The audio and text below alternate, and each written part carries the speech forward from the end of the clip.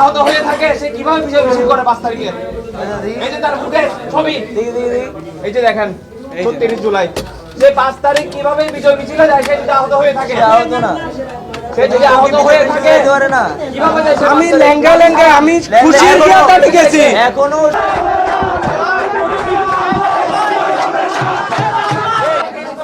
আছে মেডিকেলের কাগজ স্টিল আছে।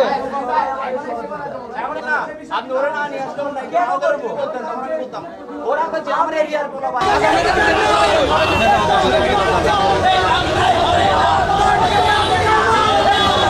এ ভাই ধরুন না ভাই